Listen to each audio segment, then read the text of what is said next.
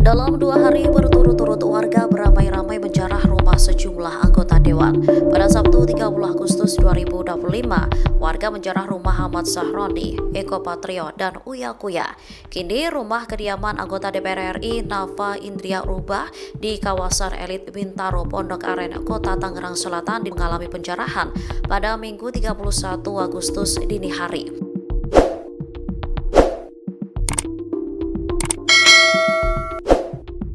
Saat ini kediaman Nafa yang berada di kompleks perumahan mewah tampak dijaga ketat oleh sejumlah petugas keamanan. Wartawan yang berusaha meliput langsung ke dalam lokasi tidak diperkenankan masuk pihak keamanan perumahan. Di area gerbang perumahan terlihat palang rusak, diduga akibat aksi perusakan. Sementara itu di perumahan sebelahnya juga tampak penjagaan diperketat. Bahkan terlihat anjing penjaga siaga di sekitar area.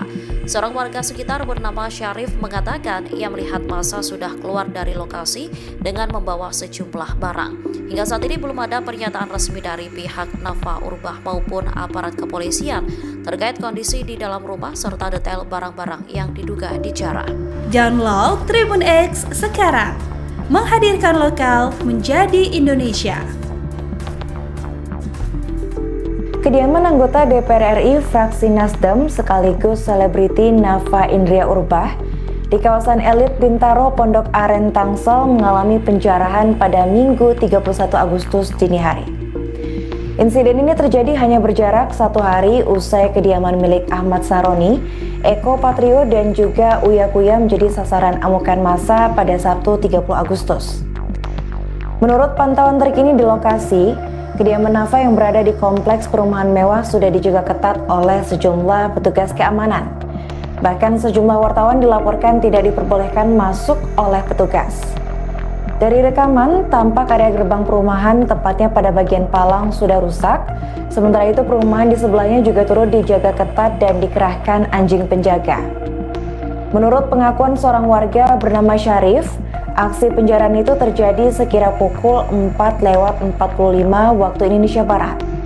Setidaknya ada 20 orang yang keluar dari rumah Nafa Urbah dengan membawa sejumlah barang.